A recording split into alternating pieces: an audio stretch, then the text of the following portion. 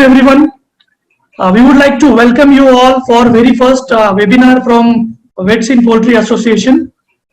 Thanks for joining, and we are already almost 350 plus members, and I hope many more will join soon.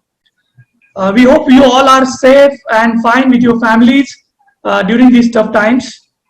My name is Dr. Jeevan, and I'm here to introduce Dr. Ajit Ranade, who is moderator of today's webinar. Actually, he don't need any introduction, but for newcomers, I would like to say that he's a very dynamic person and working in academics, research, and teaching for more than 30 years. He is actually bridging the gap between academics, government authorities, and poultry farming community. Presently, he is working as a dean, Bombay Veterinary College, Mumbai.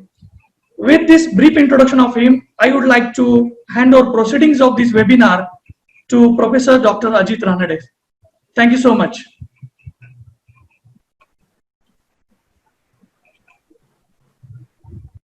Thank you, Jeevan, for nice words about me. And I once again welcome all of you on my behalf and on behalf of VIP Vets in Poultry for this first of its kind webinar on the theme COVID-19, crisis management and opportunities for poultry sector. In this unprecedented scenario of coronavirus pandemic affecting the entire globe, including our country, almost everything has suffered. All industries have suffered, including the poultry sector.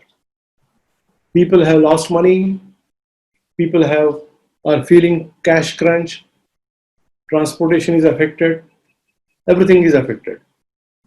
So the industries world over are really worried and thinking how to manage with this scenario. And we at VIP thought that let's talk about it and see what all things we can do for the poultry sector. We have 4 aspects selected for today's webinar to be addressed. First, of course, is the finance. Because in Marathi we say, पैशाचं song आणता येत नाही, बाकी सगळी song आणता येतात पण पैशाचं सोंग आणता येत नाही. That means we cannot pretend that we have money. We have to have it. And the first topic will be on finance, and that will be led or that will be dealt by none other than Balram Singh Yadav. But before that, very few instructions. Keep on popping your questions. Keep on typing your questions on the screen. They will keep on popping on my screen on the right so that I can keep on selecting the questions at the end of the talk of the speaker to ask to the particular person. Also, don't forget to put a thumbs mark next to the question so that the question will keep on rising up and up and up. The another one small thing is, as Mr. Balram Yadav has to leave early, after his talk, he will be talking first. And after his talk, whatever questions are there for him, they will be answered or they will be taken up immediately. And then for rest of the 3 speakers, we will take the questions together at the end of the talks of all the 3 speakers. Now, as far as Balram Singh Yadav is concerned, in fact, he doesn't need the introduction. Let me put it that way. He's the managing director of Godrej Agrovet Limited, one of the foremost diversified agro business companies in the country. He also serves as managing director of Godrej Tyson Foods, and besides, he has been the chairman of Compound Livestock Feed Manufacturers Association, that is CLAFMA, twice. He became the business head in 1991 and established 2 brands. As we all know, one is Real Good and second is Yummies. In 2007, he took over the reins of Godrej Agrovet as managing director. And the first task he had was to turn the table around, and he successfully turned the table of GAVL, which was then a loss-making company, into a profit-making venture. Balram basically has completed his BSc in Agricultural Sciences from Haryana Agricultural University, where he ranked 2nd in his class, and he earned his MBA from IIM Ahmedabad, and he stays in Mumbai. He will be talking about financial management of COVID and post-COVID era. The topic which is very relevant as the industry has suffered losses for the past few months, and he is the most suitable person, I would say, in animal agriculture as on today to talk about the subject with his vast experience at Godrej Agrovet. Mr. Badam Yadav, please. The dais is yours for next 20 minutes. Thank you.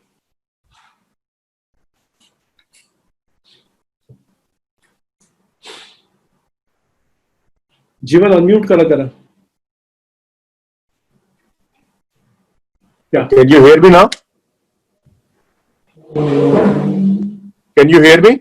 Yeah, now it's fine. Yes, sir, we can hear you. Yeah. So thank you, Dr. Ranade, for inviting me to this August forum. It's always pleasure to talk to a elite forum like this where so many veterinarians are there.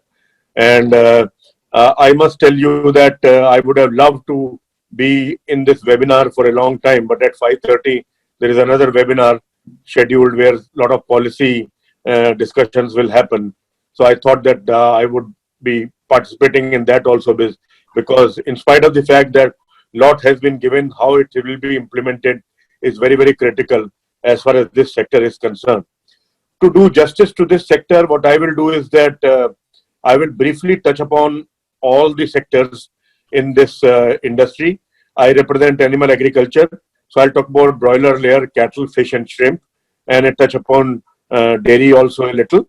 And I must tell you that one of the best things about this business is that it will always be relevant because people will always be eating. It will always be on our plate. Animal protein is very, very important for human survival. So even though ups and downs will come, but the rebound will also be very good. And I am a die-hard optimist. So let me tell you that what is the current status of different sectors. It is right that the poultry sector suffered huge losses, according to me, between 15 to 20,000 crores in February and March and beginning April. We are down to almost 35% production in broiler and about 80% production in eggs. And one of the things which has happened is that just because everybody suffered losses, population has come down significantly and the prices have gone up to remunerative level. But let me just tell you that out-of-home consumption is dead for all the sectors.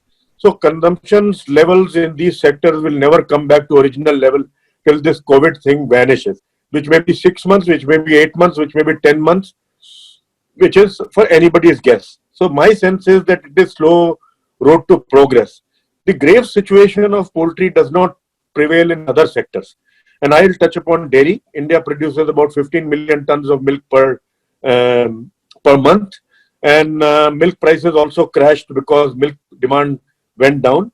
Milk demand is still down because again 25-30% of milk used to go to Horeca segment, which is the tea shop, coffee shop, etc. And these shops being closed, even sweet shop, the canteens, restaurants, etc. So the consumption is low. Two good things have happened in this sector. One is that cooperatives have stepped up and started procuring, and government support is there. The second thing is that we are already, as you all know, you're all veterinarians, practicing veterinarians, that we are entering lean period. So buffalo milk is falling, cow milk has also started falling. And I think in case the demand rises in next 15-20 days, once the lockdown opens, we might have shortages, which will increase prices. So we are safe there. In fish, definitely fish harvesting has not happened. Fish is still in the pond, but fish demand is always very high in this season. And my sense is that even though fish prices are low, but once the consumption starts, fish prices will go to remunerative level and fish restocking will also start. Shrimp has had a good run. Only for a few days, shrimp prices fell then when the American demand died out. But it was, I think, taken over by Chinese demand. Government released a MSP for 40 count, about 260 rupees. Now the price is 310 rupees. It is very remunerative. And in case the farmers are able to get brood stock, they will be able to manage the cycle very well. It will be delayed, but the farmers will not suffer more. Having said that, I think it has opened our eyes to the vulnerability of our sector. And I have always talked about, as a poultryman, in greater detail what we need to do. Because irrespective of what virus it is, whether it is related to poultry or not, a rumor is enough to push this industry a few years behind. And that is something which is very, very critical. So I have been saying that in many fora, that one of the things which we have to do is to improve the image of this industry. I must tell you, one of my friends in the industry actually summarized it very well. And he said that if you see, you're all veterinarians, our management practices are world class. Our farms are very good and more automation is happening in the farms. Our processing plants are very good. If you see, we use the top class nutrition also, because several of you are nutritionists also. Our cost of production in terms of efficiencies, be it Henday, be it FCR, etc., matches global best practices. Still, everybody considers this industry as low, as dirty, because the face of this industry is the roadside slaughter. And till the roadside slaughter is there, we will always be victims of these viruses and rumors about these viruses. So everybody asks me what is to be done. And I think before we come to the financial aspect, one is all associations should pull together and probably work for a few years now, digital media, normal media, etc., to improve the image of this industry and promote protein as one of the planks rather than chicken, or you can get it on roadside, etc., etc. Protein is a very big plank for us. And I think that requires huge amounts of money, but I think the kind of money we lose every 2-3 years because of virus, and this year if the losses are between 15 to 20,000 crores, 100 crore per annum is not much to be spent for next 3-4 years to probably improve the image of this industry and insulate us from these kind of things. Now I come to the financial aspects. It is a zero-sum game. The money has been lost, chicks have been destroyed, hatching have been destroyed. So it is down the drain. What has happened? So broiler industry, 90% is integrated. So most of the money losses, integrators. And farmers have lost because they are not getting flocks. So their livelihood is affected. And they did not get full money for the flocks which were in COVID because they were destroyed. So for last 2 months or so, their cash flows have almost stopped. Even though the price risk was not there, they have borne the brunt of the industry. Now there are several schemes where probably government has started including animal husbandry. Kisan credit card, animal husbandry is now included. So our farmers will get money. Farmers will get money through the Kisan Nidhi Yojana, through other means also. But my sense is that what is important is to fund the industry now. It is impossible for industry, and industry should not. And all of you should guide your customers, guide industry people, that we should not expand blindly. Out of home consumption is 50% of chicken. It is about 15 to 20% of egg. It is 30% of chicken. It's 30% of dairy. Out of home consumption will take 6 or 9 months to come back. So if we create surpluses, we will slip into red again. So what you have to do is that you have to tell people, tell your customers, tell integrators, tell farmers to slowly start placement and go with the time so the prices are remunerative. If the prices are remunerative, banks will come back and lend to you. We have made a lot of appeals to the government and to banks also, and there is a lot of active consideration. And yesterday I was in webinar where we were very delightfully informed that there might be an interest subvention scheme. Now, interest subvention scheme is that suppose the interest is 12%, this sector may get for a 3-year working capital loan for 5-6% with a 6 months moratorium. That is 6 months, we don't have to pay any interest, and it will be added to the later payment also. Now, this scheme is the most important scheme because cash is the king. Working capital is very important. But again, please use this working capital to slowly start the business, not to come in full form and start producing more so that prices drop again and you get bankrupt again, because nobody will help you in that. The other thing which we had appealed to the government and which they have included is that they have included a lot of animal agriculture related activities in Manrega payments. So I'm saying that farmers can repair their ponds and repair their livestock infrastructure, and that will also be counted in Manrega. And Manrega wages have also been increased to 202 rupees.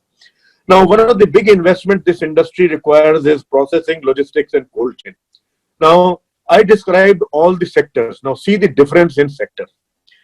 Now, wherever the processing percentage is very high, the sector has suffered the lowest. You see shrimp, 99% processing. It is prospering. Shrimp prices have gone up. Shrimp placement is very good. Shrimp farmers are not crying. Fish, the processing is less, but point is that they could keep the shrimp in the pond and it was growing so slowly that they can delay the harvesting. So I'm saying that the fish farmers, had they sold 1.5 months ago, they would have been bankrupted like the poultry farmers, but not. It did not happen. Now slowly the harvesting has started, so demand has picked up and fish prices have not dropped to 5-6 rupees a kilo the way they dropped in poultry. Now let me just tell you about milk. Milk processing is there. So milk people converted everything into fat and SMP. When there are shortages, they are going to recombine it. So the damage has been stemmed. These industries did not leave 20,000 crores and 18,000 crores in 2 months. And look at all the other industries where processing is high, they have been able to sustain the impact. The other thing about processing is that, you know why people don't eat? Because people don't I would say, trust the live bird. They trust the egg because egg has a foolproof, pilfer-proof covering. So they said कि egg के अंदर तो लफड़ा नहीं हुआ होगा, but chicken के अंदर लफड़ा हो सकता है. So that is why just because live bird is there, street slaughter is there, everybody sees those gory things, chicken always suffers. So the future of this industry is that it has to move to more hygiene, more processing, more cold chain dependent distribution system, etc. It will take a long way, but consumer drive it now because things have changed. He has become very, very conscious about health and safety.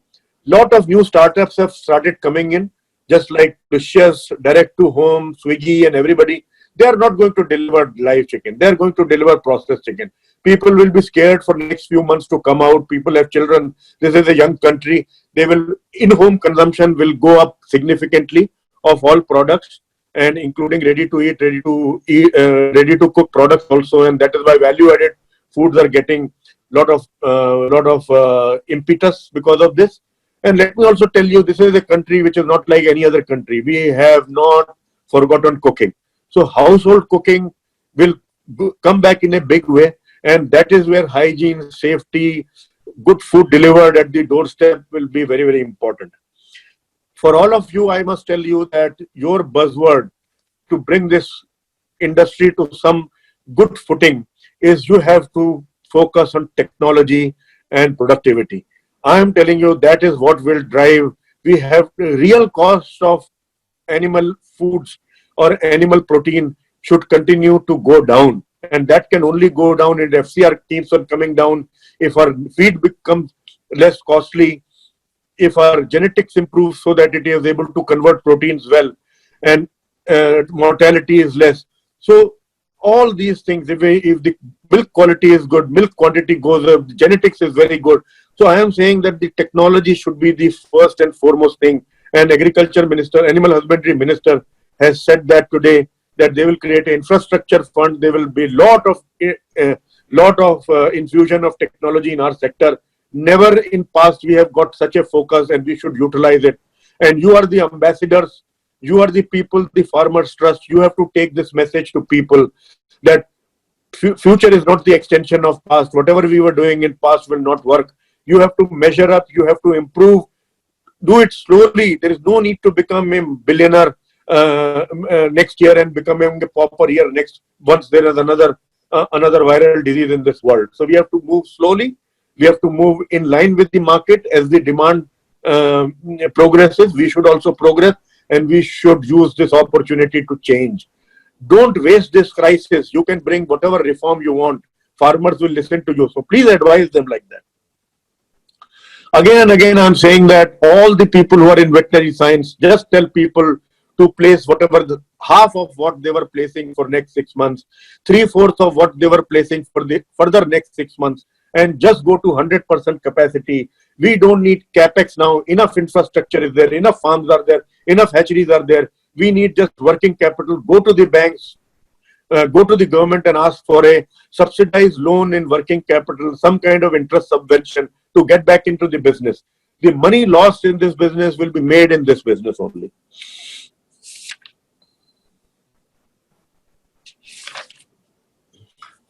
So this is what I wanted to say.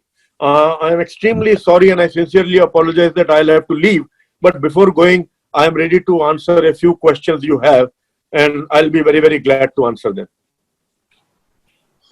Yeah, thank you so much. Thank you so much, Balaram. It was really interesting. And you have touched almost all aspects.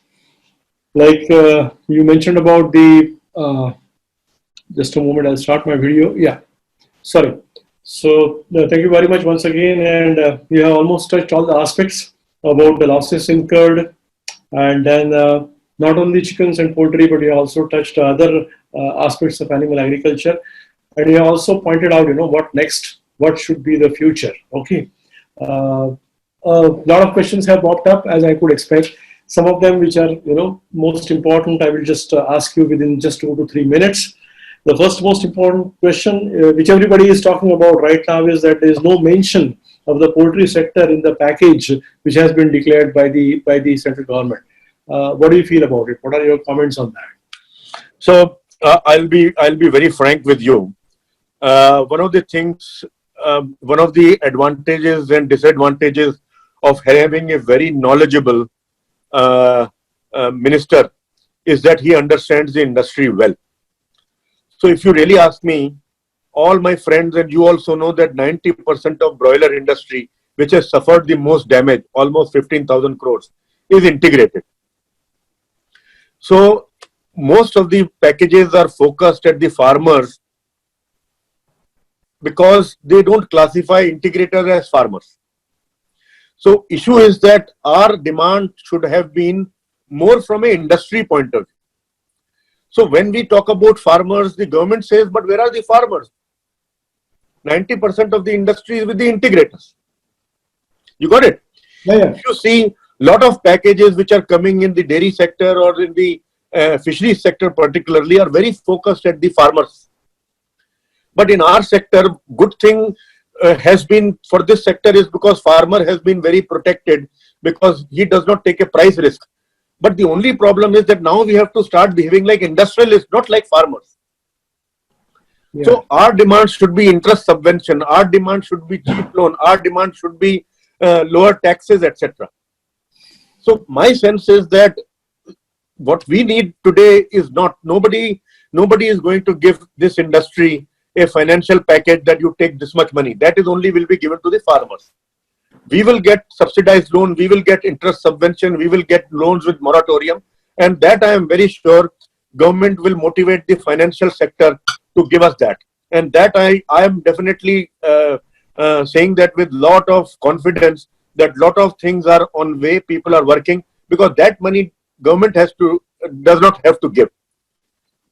Even if government asks to give this industry 50,000 crore loan, they would have to give interest subvention of 2,000-3,000 crores. Yeah. Isn't it? So it is not that we just need to come back. We can pay definitely. Prices of animal protein will be remunerative because it is a 7-8 crore industry. It is growing rapidly. As India becomes rich, consumption will go up. So something will come, but something will come through the financial institutions. Yeah, very correct. Yeah. Industry is not being recognized. Farmers are being recognized, and the integrators are not being recognized as farmers. Okay, one more question for you, sir. How do you foresee the market for next 1 or 2 quarters, especially with respect to broilers? So broiler, as I said, that there will be minor improvement. Today, the market is about 35-40% of the total market. And the production is also matching. That is why the prices are remunerative. And that is what we should do. Now, if the lockdown opens, some restaurants will open, half the country is in green zone, consumption will go up. But since in-home consumption was already always 50-60% of the total market, that might grow and your demand might grow from 40% to 45% or 50% maximum. And then Shravan will set in. And again, the demand will come down. So I don't see any big spike in demand. From 35%, it may go to 40%. 42% and come back to 37%, that is likely to happen for next 6 months. Unless and until there is a confidence that we will not die by going out, either there is some medicine or there is some vaccine. In-home consumption or out-of-home consumption will take a long time. Nobody is going to call 500 people on birthdays, etc. Yeah. Now, in one of the webinars, I said that one of the big things is about broiler is that it is actually Gulresh said that, and I built on that, was that it is a happy food. It is a celebratory food. Yeah. मैंने आज तक कोई भी दुखी आदमी नहीं देखा कि चलो यार चिकन खिला दो तो खुश होके खिलाते हैं. कल मैंने कहा कि three weeks ago somebody asked me on the webinar, okay, what is one thing which can increase demand? I said alcohol. And everybody knows that our prices jumped 20-30% that day when the alcohol was announced, because this is a happy food, this is a celebratory food, isn't it? So Yeah. all this celebration is that people have to come together. All you vegetarians, when you come to drink, you eat one chicken each, but you are not coming together to eat.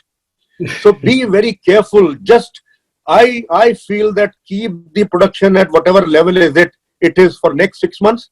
You observe the market, recoup some losses, get your credibility with the banks that you are a solvent industry, and then you start expanding.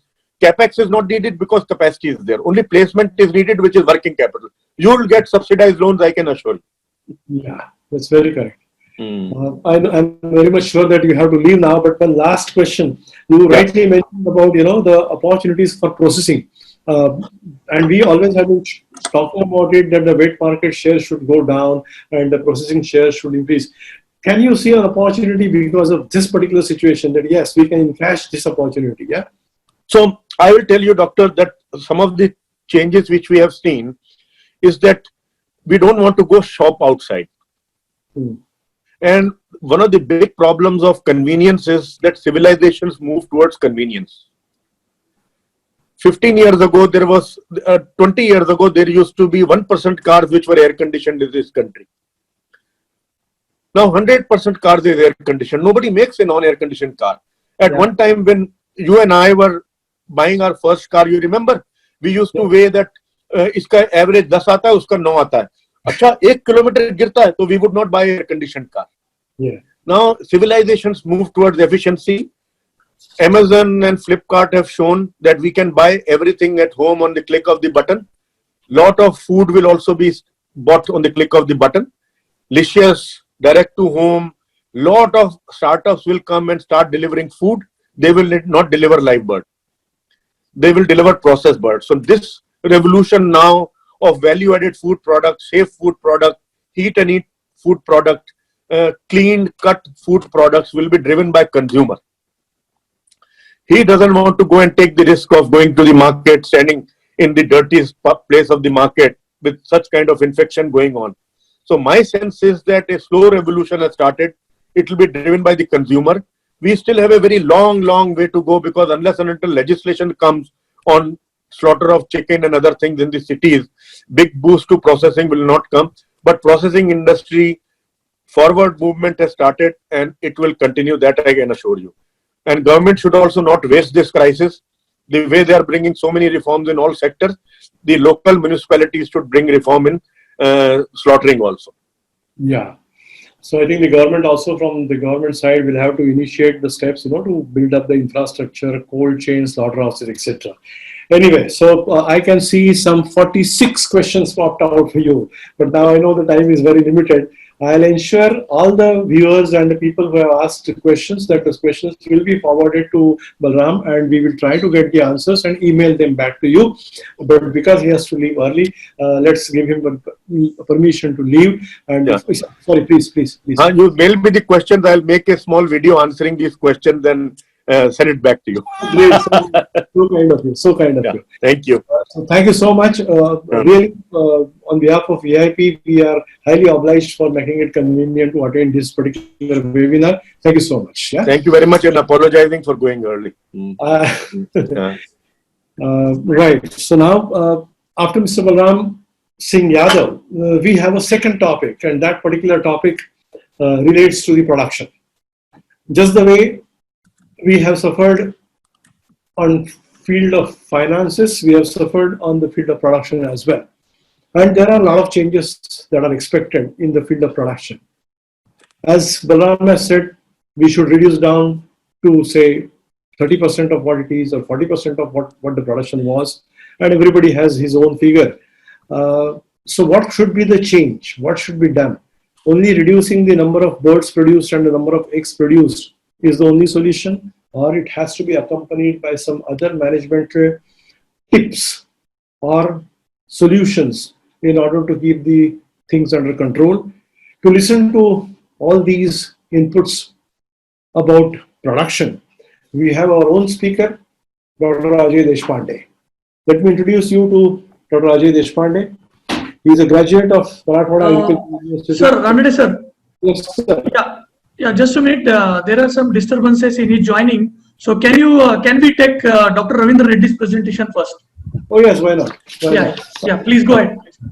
Right. So fine. There are some technical problems. Ajay will join little later. Not an issue. We have 4 speakers. One is over. Now the third would be upgraded to the second position. And he is also a vegetarian, Dr. Ravindra Reddy from Hyderabad. Let me introduce you. Dr. Ravindra Reddy is PhD in poultry science from Andhra Pradesh Agricultural University. He has served poultry industry for 30 years. He has 30 years of experience in poultry. He is the executive council member of Telangana Breeders Association. In order to promote chicken and egg consumption, he has developed a brand, and the name of the brand is Doctor's Chicken. This was created just to create the awareness about chicken and egg consumption. And also he is the managing director of RR Foods and Feeds. When we talk about the crisis also relates and revolves around the marketing. As Balram said, and I also say, now people are scared. Anything and everything that goes wrong in the world is getting related to the poultry first. The corona problem also, first it was said that it is spread because of the chicken consumption or egg consumption. And by the time we could remove these myths from the minds of the people, unfortunately, the COVID-19 infection set in our country. So all this unnecessary relation of chicken and meat or eggs with any infection is creating a lot of problems. As our first speaker said, a very small rumor also is sufficient to kill a business to the tune of about 30 to 35%. And therefore, we have a person who has developed his own brand to take care of such situations. And he is none other than Dr. Ravindra Reddy. So today he is going to talk about the sales and marketing of poultry and poultry products, pre-COVID, COVID, and post-COVID scenario. Dr. Ravindra Reddy, please. Thank you, Dr. Ranade sir, for your kind words. Good evening, friends. I'm told that there are people from industry, veterinarians, and students. Welcome to you all. Today, I'm going to speak about sales and marketing of poultry products in pre-COVID and post-COVID scenario. Let me give you a small introduction about our industry. Our industry is a fantastic industry, as you all know. It is almost 6 decades old now. We have close to 25,000 layer farmers and more than 5 lakh broiler farmers with a consultants of more than 1,200 and hatcheries about 700. Why I'm giving these figures is that in the next part of my presentation, I'm going to appeal to you that each one of us has a responsibility to take care of, to promote this industry. And Indian layer industry has got close to 32 crore installed capacity. But every year we place about 29 to 30 crore layers are in lay, and we get a production of 25 crore eggs per day.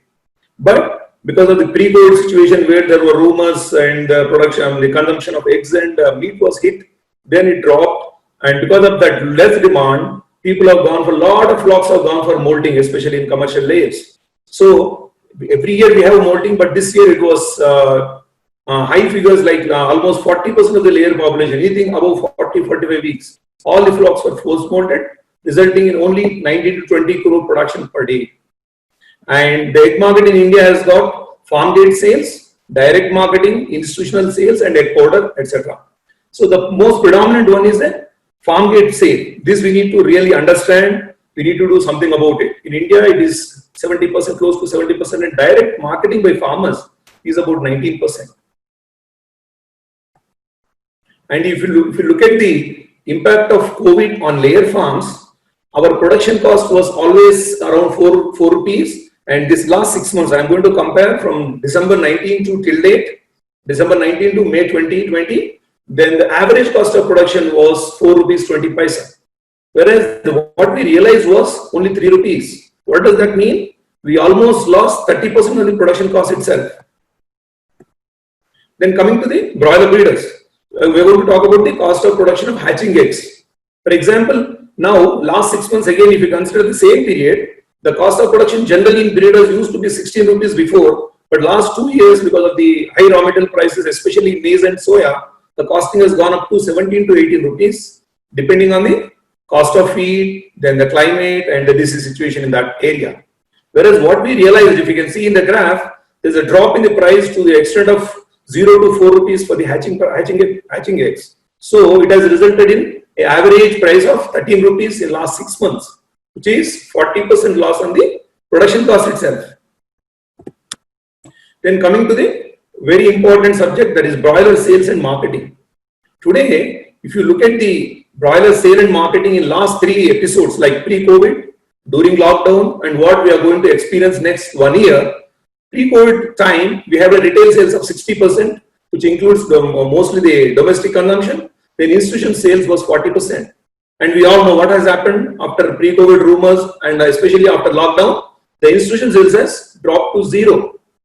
Only right now, we are getting a retail price which was dropped to almost 10 to 30% and slowly increasing, and now we are at about 54% out of the 60% at domestic level. And the institution sales hardly only takeaway is 2% today. And next 1 year, what is more important is what's going to be the market next 1 year is a $1 million question. Because what should be our parameters? What should be our production levels? Or what is the revenue price we can achieve with the present levels? That is very important to note.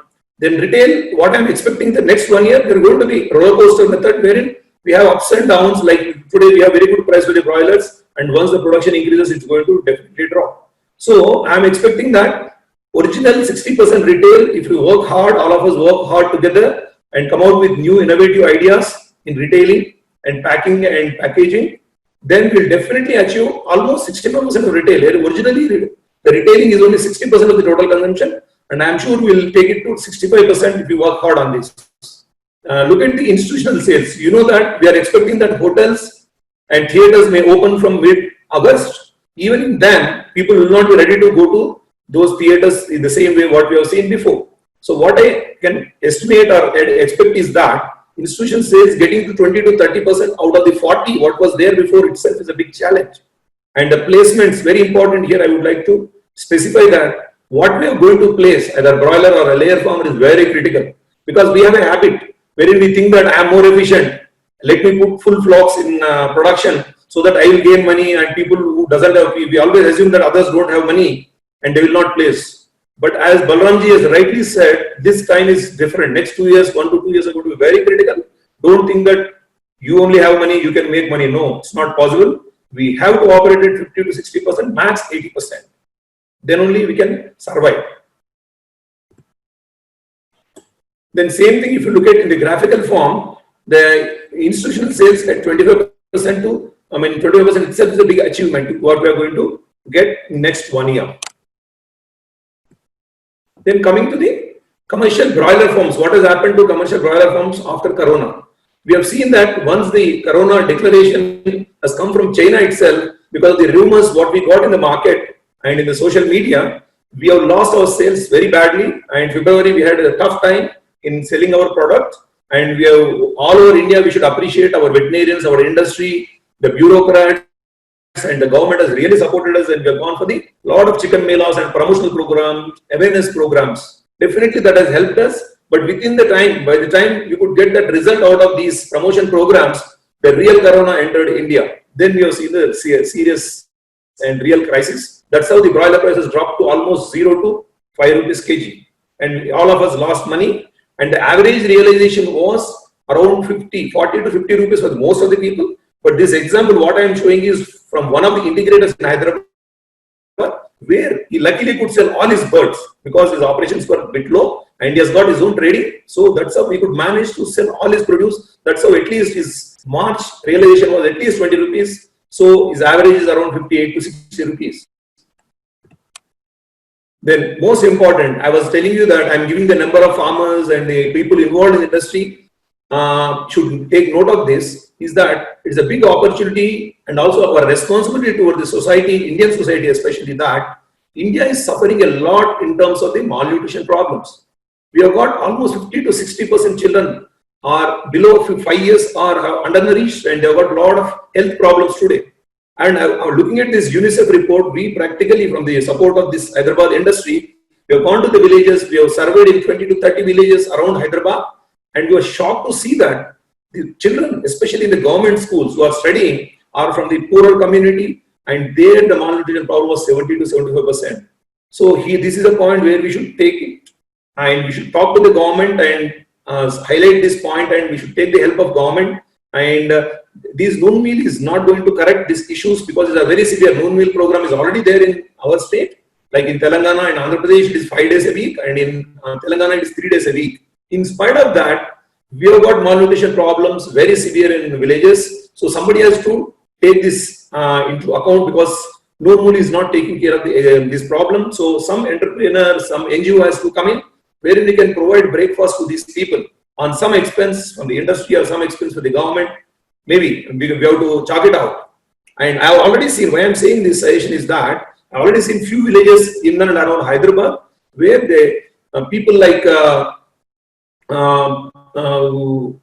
Puttaparthi Sai Baba devotees, they have adopted some villages and they are giving free breakfast to the children.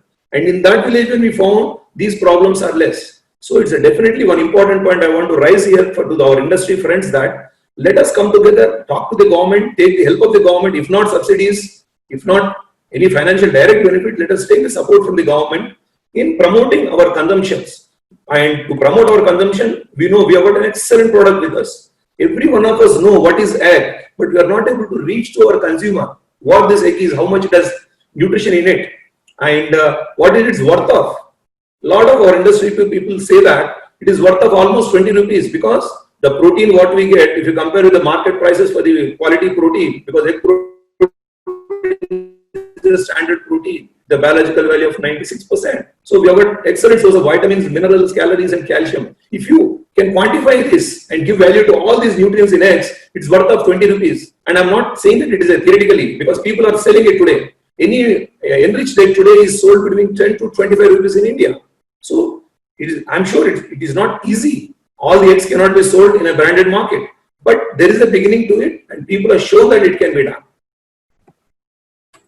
Coming to the essential food products, I was calling about the greatness of our Indian poultry, because it is more than 5 to 6 decades old, and our industry is doing such an excellent job in giving a high quality protein at least cost. Why I'm saying least cost is that we have got the best breeds of the world, we have got the good entrepreneurship, we have got the technical support. With that, all this, we are able to give quality product which is very, very economical and worth its cost. Or it much better than what it has, it is cheaper than what it is. So we shouldn't use as a word cheap, but it's a very effective way of giving nutrition to the people, and we need to raise the price of these products. As on today, the chicken price has gone up in last 36 years. If you see the slide here, last 36 years, the chicken price has gone up only 5.3 times, whereas egg price has gone up by 8 times. Look at other products like sugar, it has gone by 10 times, mutton has gone by 30 times. So our industry is very efficient. Let us take it this positive point to the society. We have to explain to them, we have to convince them. It doesn't happen unless the producer is convinced about what he is producing, what it has got. It is difficult to sell. If our farm gate sale is 70%, then nobody can save us. Now it is a time where we need to learn out of this crisis, because we have seen many crises in the last 30 years. I have also seen there was a Gamboro issue, there was a bird flu issue, there was a chikungunya issue, then now Corona. We need to learn out of this. When bird flu was there, we thought that let us get into processing, we should increase at least the processing to at least 20%, but we did not do it. There has to be initiative. We always worried that it may not happen, but let us try it. Let us learn from cities like Bangalore. They are doing an excellent job. Nandu, Chicken, then Lifeline, so many people, Licious and other hatcheries to name, they are doing an excellent job. Real Good Chicken from Godrej. So they made a beginning. Let's all spend money on this. Definitely it is not a earning proposition in initial stage. We need to work hard, then we can definitely achieve this. Then coming to the what we will learn or get out of this advantage, this COVID situation, because we lost money, but in the process we have learned some good things from this. Let us take home some message from this, and we have to capitalize on that. One best thing what I found that in last 25 years, the industry was not exactly connected to the government. We were not able to give and communicate to the government well, and they were also not responding to our request. But from last 5 to 7 years, especially central government and state government is responding to our request. They're at least understanding our problem, though finance minister yesterday has not given direct benefit to any poultry industry, but I'm sure that definitely something will come up. But the most important thing is that the central government, state government has given a clear recommendation saying that eat more eggs and chicken. It's going to improve your immunity. That's the best part. Even if you have spent crores of rupees to advertise about our products, we would not have got that benefit, but we got it because of the crisis, because our products are worth it. And online sales, you know that it has picked up a bit, and people who never tried online and purchases have tried now. And more importantly, people who never tried chilled chicken, frozen chicken, have tried now. So let us convince them, because they will not try forever unless we put in our hard work and try to convince them by giving a good quality chicken. Then community purchases has started recently. You have seen that many gated communities have purchased food from people. And another advantage we have now is that the raw material prices, you know that poultry industry has shrunk because of the poor demand. And we are able to now buy maize, especially maize and rice products at low cost. There is a clear drop in price of 20 to 25% in the prices. So let us take advantage of this situation. Then coming to the home delivery, people who never try to reach to the consumer instead of having big farms have tried in this crisis, because they have now started realizing that we need to go to the clients. We have to sell to the consumers. So that is seen now, but it should be there as a permanent feature. Brands in Hyderabad like Mayuri, Sneha are doing a good job. They are trying to give home deliveries. Definitely, such things should be tried. And agriculture sector, whenever we talk about agriculture, we think that farmers are not that educated. They cannot do online sales. But I was shocked to see not just the farmer associations, the individual farmers started selling vegetables which were cleaned, graded and packed. We are getting personally in our community today, we are getting vegetables well packed, well cleaned, and they are giving a guarantee that if you are not satisfied with my product, I will return it. I will give a fresh pack. That should be the goal. That's what we need to learn from them. Then layer challenges, I should specify here, especially layer farmers. Majority of the farmers, more than 70%, are just hand over their eggs to the trader. Not packed, not graded, nothing. So this system should change. We are managing that with low profits and we are happy with that. When we speak to farmers from last 3 decades, they only say, no, doctor, farming is easier for us. Grading, packing and selling is a real risk. Definitely it is risk, but money lies there, future lies there. There is no future for us to continue to sell eggs at farm gate, at least some percentage of it. Then eggs grading has to be started. We learned way back in 1980 about grading and benefits of grading, but we couldn't advocate here, we couldn't practice here. But definitely we are practicing in hatching eggs where they are priced high, where we are marketing ourselves. We are able to tell to the customer what is the packing we are using. When he complains of breakage, we try to use a 7-ply packing for the egg boxes. And egg trays, they say that 1 egg broken is spoiling all the 30 eggs in the tray or 100 eggs in the box. Then we move to chemical trays. So these are the improvements we can make when you talk to your consumer. That's how, though in the broiler breeding business, the kinds are less, we have an advantage. But similar thing can be tried, at least we'll get some 10% more profit. 10% extra price for your at least 10% of the eggs. That's going to benefit you. And there are few examples today to tell you, pullet and oversized eggs, you know that they are not sold with good price. But there are farmers who tried in Hyderabad and Davangere selling by weight. They are getting better price than the regular egg. That is possible only when we try. Because bananas today are sold by weight. Apples are sold by weight. Why not eggs? Some poultry farms have to improve here, because I am talking about 70% farm gate should shift to at least direct sales to the retailer or wholesaler. That will happen only when you improve certain things on your farm. Packing methods, then cleaning your eggs. I am sure that a 1 lakh farm, keeping at least 3 people on farm can clean those dirty eggs. This we need to do it. Definitely that's going to give us some price. Why I am saying is this, that enriched eggs, how much they cost today, how much we are paying for enriched eggs. We are paying anything between 10 rupees to 25 rupees in India. Most of them will get 10 to 15 rupees in India. Vitamin D rich, omega fatty acid rich, we are talking about free range, all these brands are there. But unfortunately, we are not taking full interest. We are branding them, packing them and selling at high price, but we are not sensitizing our consumer. The awareness has to be created. I see in the market today, the vitamin D rich eggs, many enriched eggs are marketed. They are not even clean. The eggs which are sold at 12 rupees, I'm not criticizing anybody, just a thought, just a feedback from my side is that at least branded eggs have to be clean and well packed. Then comes the regular eggs, what we are selling at 5 to 6 rupees, also has to be clean. Because with an experience of 10 years, 11 years in the value bidding, I'm saying that even a commercial farmer has to clean his eggs. It doesn't cost him much. There is always a taboo saying that I'm not getting a price. How can I do it? We have to start somewhere. It's a vicious cycle. If you say that it's not working out for me, then it will continue to be like this. The time is to change. Then, with the support of various organizations in Hyderabad, Venkov, Federation, Breeder Association, Venkis and Venkov, we have had an excellent opportunity of communicating with the customers, with the consumers in Hyderabad. We have a popular Hyderabad exhibition in every January, February. We took the help of Karnataka State Association also to communicate to the consumers what do they ask, how we can take the benefit out of this exhibition. Dr. Devagowda and team has given me excellent feedback and that has really helped a lot. The first thing we thought was people were interested to come to us, they were talking to us. Only thing they asked us was that we have so many doubts over your product, doctor. What to do? Whom to talk to? Every day there is some rumor. Nobody is clarifying it. Then how do we feed our children? We think that our people cannot afford to buy an egg. No, it's not true. When we market, when we give them confidence, whoever come to, I spoke to 2,000 people in the span of 48 days there personally. They only said, I'm willing to pay 10 rupees to 15 rupees eggs because I have to feed to my children. My children's health is important.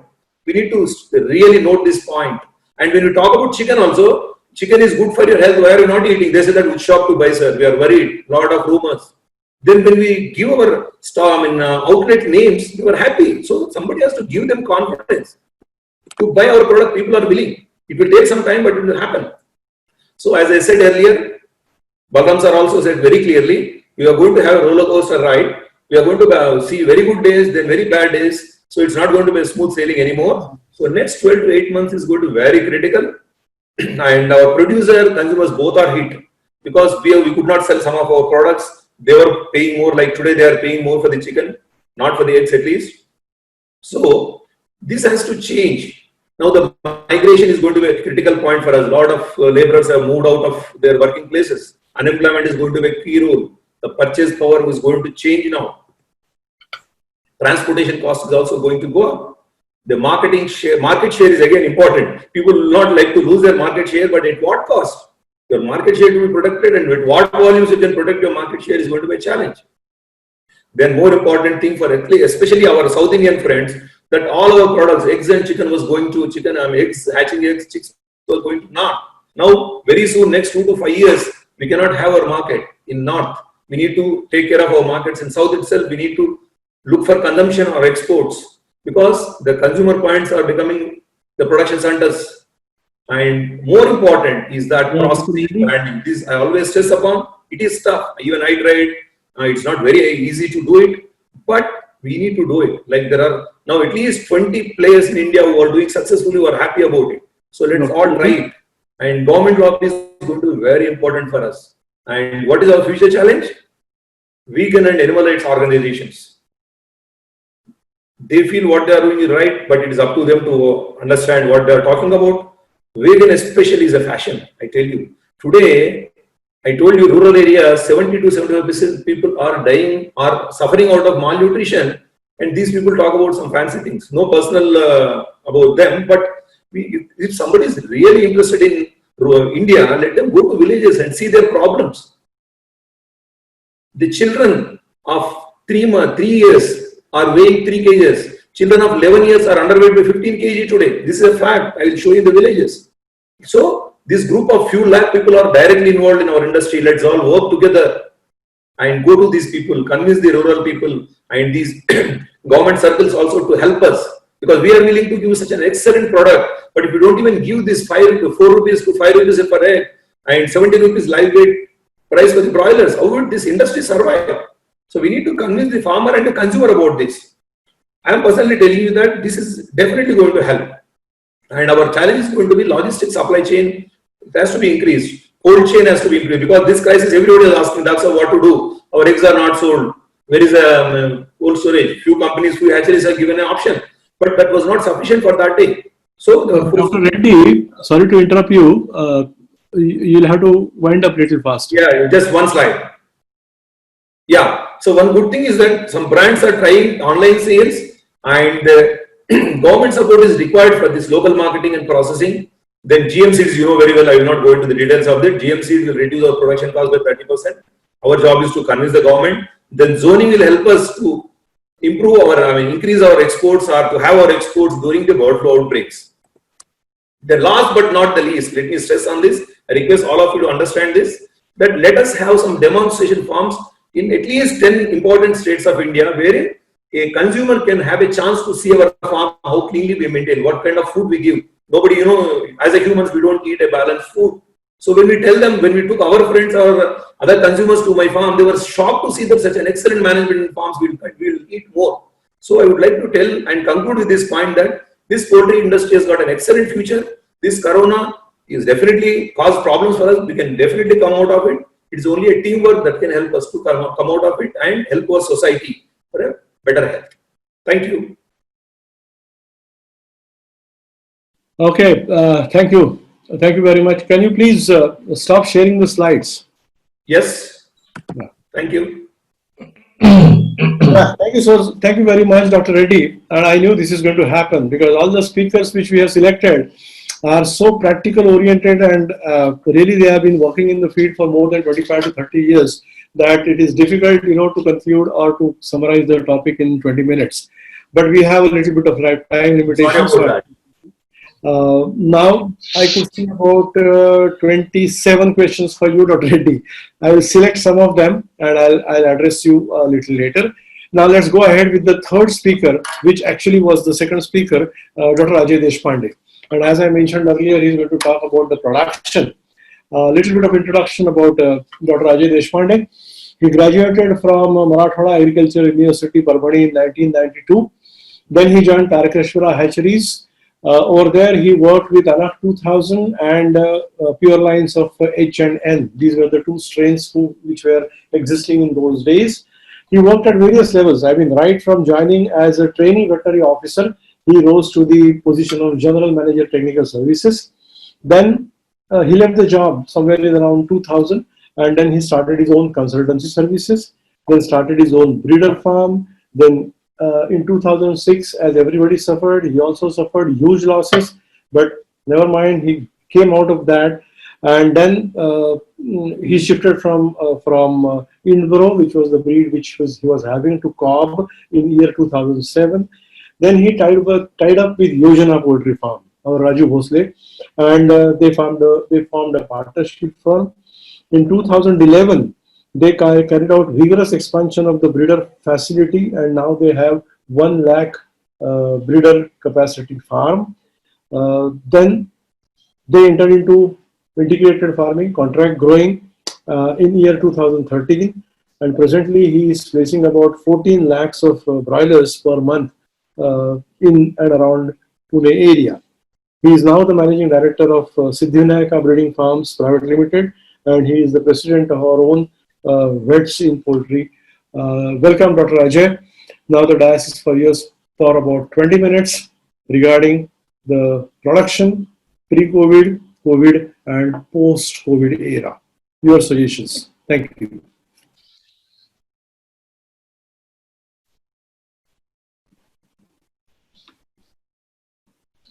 Thank you, Professor Dr. Ajit Ranade, sir. If I'm audible to everybody? Hello? Yes, you are audible. Please go ahead. Yeah. So, the topic is pre and post-COVID and during COVID-19. So, I doubt about this one. When the is uncertain. So life is uncertain nowadays because this very contagious virus is spreading like anything. And I'm here to bring you to the reality, to the ground real realities, because everybody is talking about the production cut downs and all that is been talked about. But whether we'll be able to control the production or not is a big question, because production control depends upon the parent placement regulation. So are we regulating the breeders, placement of the breeders? If it is not, then fact is the production is going to remain the same throughout. Whatever whatever compelled production reduction was there during this COVID period, that has happened. Once the breeders miss the molting or whatever breeder placement is regular, and once they start producing with this, where this production will go, these chicks will go. So we have to actually start accepting the realities, and we have to do our homework and plan our future strategy accordingly. Now for that, let's go back to just a quick review of pre-COVID-19 period. So basically, the economics of Indian poultry farming depends on the placement of broiler chicks. Everybody knows this one. So next question pops up. What was the pre-COVID-19 placement of broiler chicks across the country? So how to calculate this? The basis for this to calculate is number of breeder placement. So next question pops up. What are the breeder placements in India in the year 2018-19? So it is approximately, to my knowledge, it is approximately 4.5 crores of breeder placements annually in India.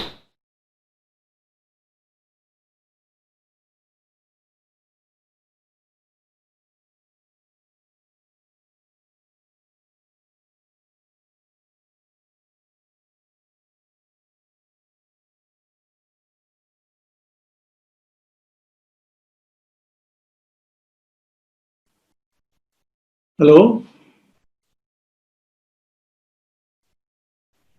Hello, Ajay. Please go ahead. Please go ahead. Something around body weight around 2.4 to 2.6 kg. 2.6 kg one. Basis, what will be our per capita consumptions? On the basis of 2.2 kg with 40 crores of chick placement, if we are going to consume all the things, please mind that we haven't thrown away the birds in any situation. If the production is over surplus, then also we are able to consume that one. So on live chicken basis, our per capita consumption all over India on average basis comes to 7.3 kg. This is live I'm talking about. So per month it is coming to 600 grams of live chicken. Then till January end, what was this pre-COVID era? Till January 2020 end, the industry with such a production was making marginal profits. Means India can absorb this parent placements of 4.5 crores. A rumor and lockdown to stop the spread of COVID-19 came as a nightmare to all the stakeholders. Even the industry stuck well before this lockdown started. You can imagine a small rumor. A rumor can bring all the industry stakeholders to their knees. See how much this vulnerable and volatile our industry is. The point is, the Indian poultry farming was sustaining the volume of 4.5 crore breeder chicks placement between COVID-19 pandemic, before COVID-19 pandemic. If you look at the rates, this is 5 years data, this is Maharashtra data as such. And you can see here in February 20 and March 20, February's average realization was something around 40 rupees a kg, and March it was 16.84. So till January, the efficient players, I'm talking about efficient players were making marginal profits. Now what happened during COVID-19 period? The problem started a month before the actual COVID-19 struck our country. Nobody knows the virus as it was, and it is a new one. It's even that it's very contagious and spreads very fast. Lot has been talked about this virus. There was something realizes that this virus may not survive above 35 degree, above 40 degrees centigrade temperature, but yes, it is surviving the extreme climates also. So nobody knows the characteristics of this virus. It's evident that it is contagious and spreads very fast.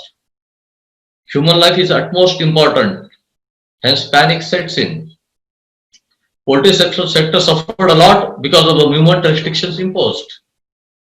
So everybody was in a state of confused mind, in a panic state of mind. So people started correcting at their own in panic, as because nobody was knowing until date, don't know the future course of the disease. In view of the uncertainties, producer was panic. Producer started harsh corrective measures and everybody acted as per his own calculations to prevent or stop the losses. The result was drop in production by means of premature culling of breeder stocks. People stopped. Hatchable eggs were being sold as a table eggs. So people aborted their breeder stocks. Lot of destruction of hatching eggs have happened. Livestock also is buried into the ground. Starvation was there as because logistic problems were there, and so also the starvation deaths. The compelled correction, this is a compelled, forceful correction. The compelled correction was to the level of approximately 50% than the original volume.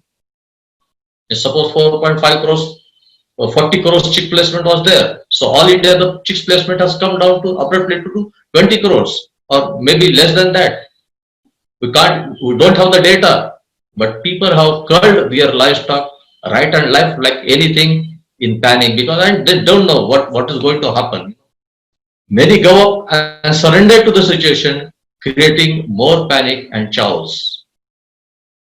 Meanwhile, that rumor, consumers started coming out of this rumor, false rumors, and realized that there is no any relation between chicken consumption and COVID-19, and this resulted in picking up the sales. The consumption started improving. Those who persisted with this business, in spite of so much of panic situation and uncertainties, those who had a faith in the business, those who had faith in our product, and those who persisted with the business with good homework and liquidity are reaping the benefits of the decisions. As because of the corrective measures in panic, the shortage was created. Whatever prices were realizing right now, it is because of the forceful corrections. And who is reaping the benefits? Those who persisted with their businesses, who shown the courage, who shown the confidence in the poultry industry, they survived and they're reaping the benefits. Through to and post COVID-19, the harsh corrective measures have led to 50% production overall drop. Shortage will be likely to continue for further month or up to 3 months. The start of consumption period, that is Shravan. Nobody will be able to maintain the pre-COVID-19 volume immediately. The harsh corrective measures has led to the 50% drop in production. Suppose my capacity of breeder placement is 1 lakh. So I have cut some birds, put some birds onto molting program. So this molted flock, just now they started laying, but overall, it will take another 2 to 3 months to come to the normal chicks production level. That is evident. You can see South chicks are 36 rupees. In Maharashtra, chicks rate is 29 rupees. The Shravan is approaching, Shravan placements are approaching. Still hatching egg prices are increasing. What it indicates? The correction measures have there definitely, but how long this situation will continue is still uncertain. We need to be very flexible while planning the placements. Many ask about the future, what will the future of the industry? So, to my fellow businessmen, to integrators, my advice is we have to be very flexible while planning the placements. We should monitor the consumption closely to try and maintain the volume margin less than the demand for better realization. This is the individual corrections. So everybody has got his own calculations. Everybody has got his own efficiency. Everybody has got his own financial constraints. So according to this difference there. So according to them, we have to plan our placements, work and go ahead. The economic setback will be unimaginable.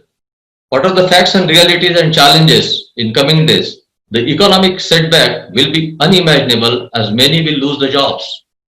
Purchase power of the people at large will come down drastically. But remember, breeder placements are not going to come down, means the placement will be regular after say 3 odd months. The production again will be more than the demand and another crash is on the cards. Get it noted, because nobody has deferred the breeder placements, nobody has cancelled their scheduled parent chicks placements. So how the production will come down? What are the ways to reduce the production? As because we are not able to regulate the breeder placements. Again, the managing human resources will be a big task. In our breeder farms, where the labor force is from the North India, UP, Bihar and all those things. So they have migrated to their places. So our birds are in the cages. The practical reality that there is no workforce to do the regular activities that used to happen on the farm, like AI, feeding and all those things. That is going to affect badly the productivity, and that's a big challenge. Managing bank finances with reduced liquidity is another biggest challenge, because our working capital has eroded like anything. So we don't have the working capital. You have seen the finance minister talking yesterday. Nothing mentioned about poultry. In 2006, when bird flu outbreak was there, the RBI guidelines were there. They should reschedule the loans. They converted the working capital into return loan and disbursed fresh loans so that farmers could be able to restart their businesses. Nothing is seen here nowadays. So we are hoping and we collectively should try and convince government to finance support from the RBI and all those things. Running the business amidst the uncertain course of COVID-19 will make decision making very difficult, because there is uncertainty post COVID when it will come. So how long we have to plan is a big question again. So there are three solutions to every problem, to my opinion. We have to accept. If we can't accept, we have to change. If we are not able to change, leave the discussion on the problems and learn to live with the problem. That is, be adaptive and flexible. So accept is, we can't regulate the placements, that is breeder placements. We have to accept it. We can't get good relation with normal pre-COVID-19 placements. Yes, we have to accept this one. Change. We can't change the situation as we can't regulate the breeder placements. But one ray of hope is there. We can certainly practice, control the birth rates of the broilers so that overall tonnage will come down, and that will help in getting some good realization, and we have to increase per capita consumption of the chicken. Yes? Suppose there is 7.3, the national recommendation is at least 11 kg. So VIP, the role of VIP, they should synergistically act with state level associations or nationwide associations and a huge campaign to boost the chicken consumption. That is only your hand, and that is the chicken and egg promotion activities has to be fastened. We should aggressively promote it, because we have to accept that production is not going to come down. Nobody will come together because we can't regulate the bidder replacements. So in this, how to live and grow will be the question. In this scenario, if overproduction is there and if realization is not there, if you are making continuous losses, then how to live and grow? I have left it to, it will follow in next webinar. How to be efficient, that comes under this section. How to be efficient, how our nutrition should be there, how should we manage our business, what is the efficiency factors. So that will be followed in next webinar. Thank you very much. Thank you.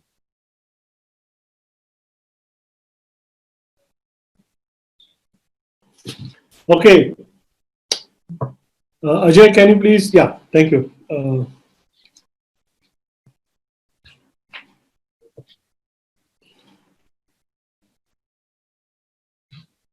Yeah.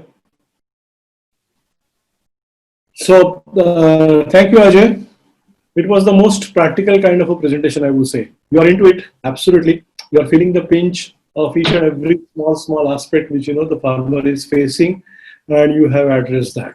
There are quite a good number of questions for you. I have written them down. People are still writing the questions. We will take them at the end. And now we have the last speaker for the day, and he is going to speak something about the jobs, something about the recruitment, something about the employment, and something about the future, not only for the veterinarians, but for other people in the industry as well with respect to the jobs. And he is Mr. Manoj Shah. He is the Director Managing at Source Management and Consultancy Services Limited. As we all know Manoj Shah for the last 30 years, that he is a result-oriented professional of experience in sales, marketing, business development of ingredients, healthcare products of humans as well as animals, and has worked with many MNCs for the last 30 years. His expertise lies in the market intelligence, channel partner development, new business development, sales strategy, marketing strategy. However, in addition to this, since last 7 years, Manoj is involved in recruitment, training and coaching exclusively for animal health industry and strategic alliance with poultry industry as well. Manoj has completed his business management in IMDR Pune and MSc in zoology with specialization in animal physiology from Shivaji University, Kolhapur. He is a certified professional coach from Wainwright Global INC, Institute of Professional Coaching, USA. What we would like to listen from Manoj is whatever expertise he has and whatever he has been doing for the last 7 years with respect to manpower provision or recruitment fields, what and how he sees this particular COVID-19, especially the post-COVID-19 scenario, as an opportunity for the people, including vets, for the poultry sector to get as an employment.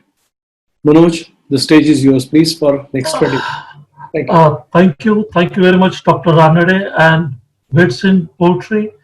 I'm very much thankful to you to give me this opportunity to share my views with the industry.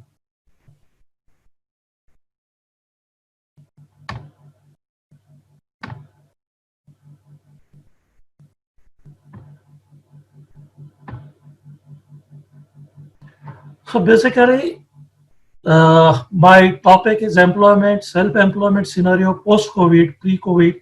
Pre-COVID, I think everybody knows, so I'll talk more on post-COVID pertaining to poultry sector or general.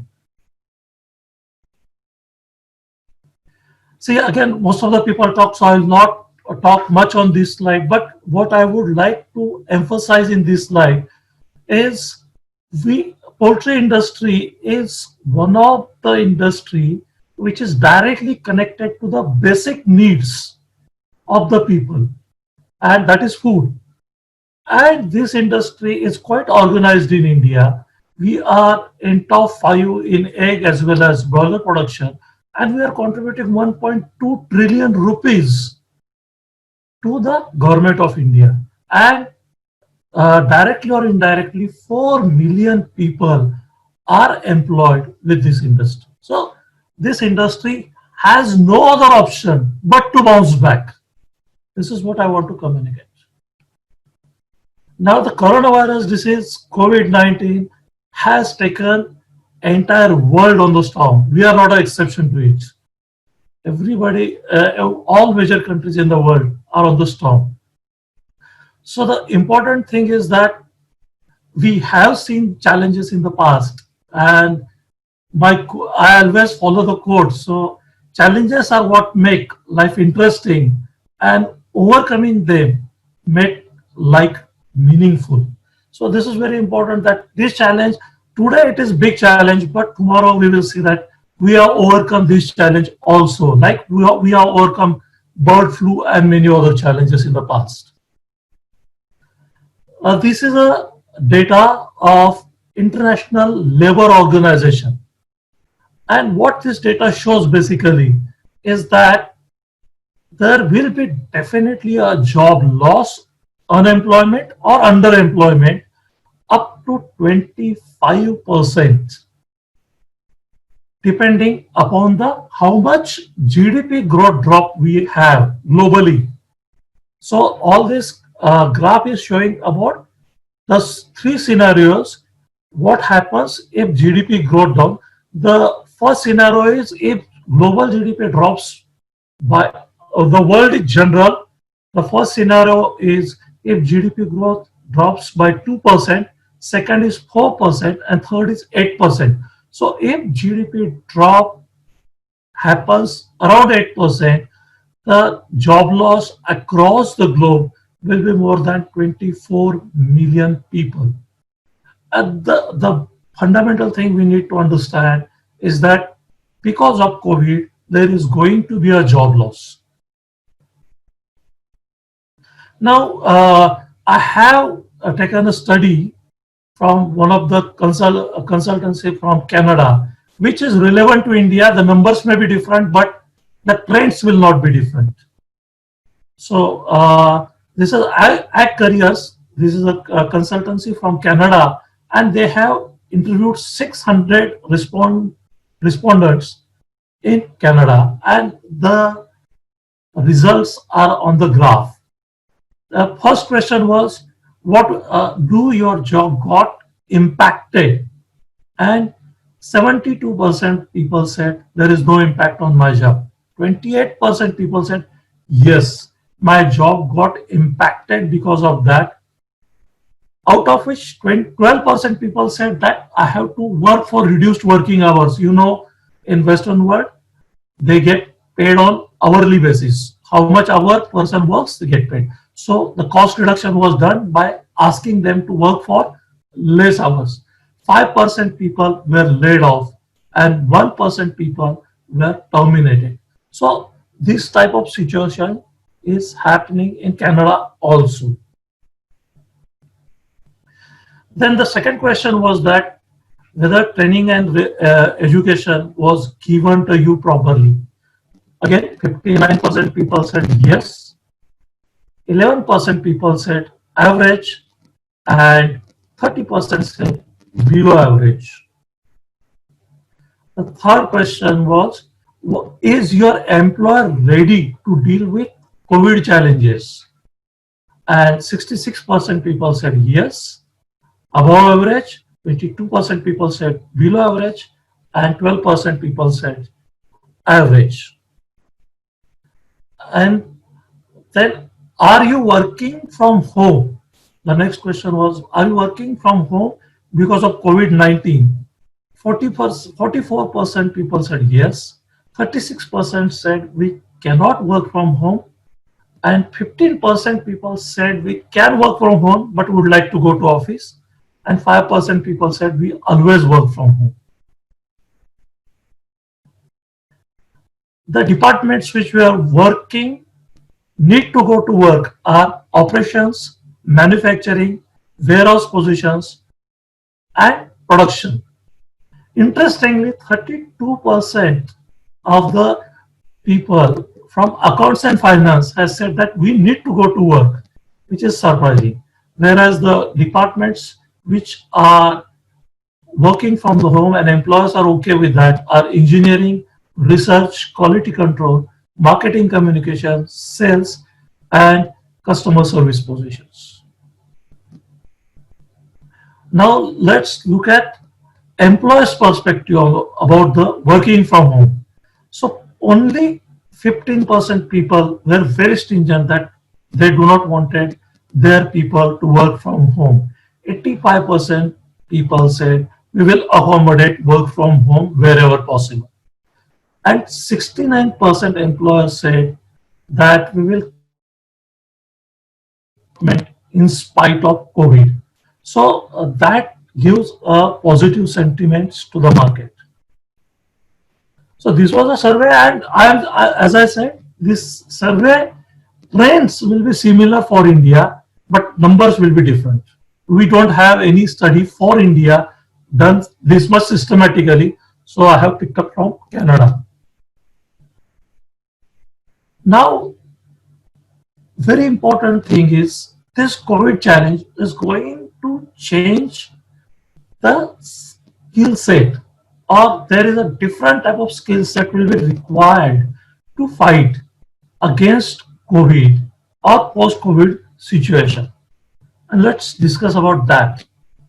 The first and most important skill set will require is flexibility and adaptability. Because any change, if you want to deal with, first we have to be flexible. Without that, we cannot be adaptable.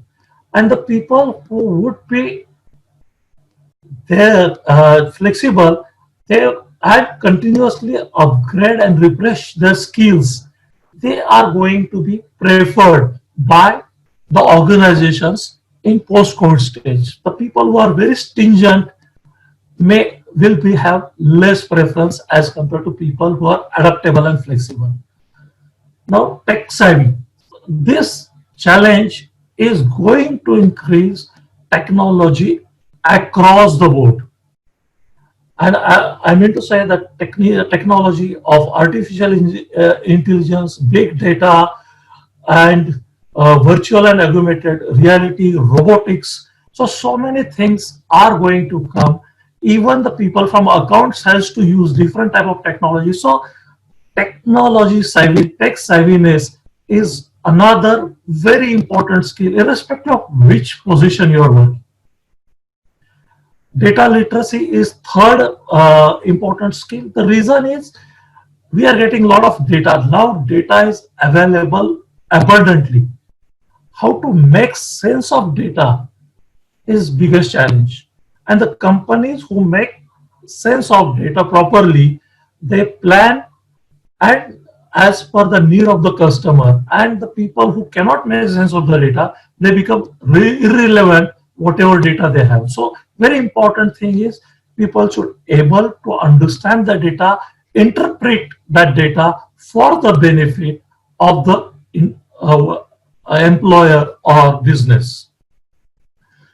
A fourth skill is creativity and innovation. The moment any change takes place, the situation takes place, the requirement takes place, requirement of the market changes. And for that, we require people basically who can invent and dream up new products or new services suitable to the change. Like Dr. Ravindran Reddy has said that people are now requiring some different set of supplies. So we have to improve upon that. That is important. So creativity and innovation is that role where we are meeting the changing requirement of the customers of the market. Next important skill is critical thinking. As so many speakers in the past have said, that rumors are impacting our industry very badly. And what is critical thinking is which source of information to trust. If we trust whatever is coming, then that is going to be a problem. We have to use right information to be trusted and plan our business decision based on the right information credible information, trustworthy information. Otherwise, this is going to be a problem. And critical thinking is very much important. The next important skill is leadership skill. You know, the moral of the people is different. And another thing is the situation in the market is different. At that time, we need a leaders who can inspire the team as well as who can encourage the collaboration. Getting the things done from the team at challenging situation requires exceptional leadership. I'm sure this skill is going to be very, very important and very much in demand in the future. The another correlated skill is emotional intelligence. You know, the people are on the fence whether my job will remain or not remain. In this situation, we have to connect with our employees, with the market emotionally. When we are connect emotionally, we get the right information from the people, from the market, and that information we can use for the growth of the business and growth of the career.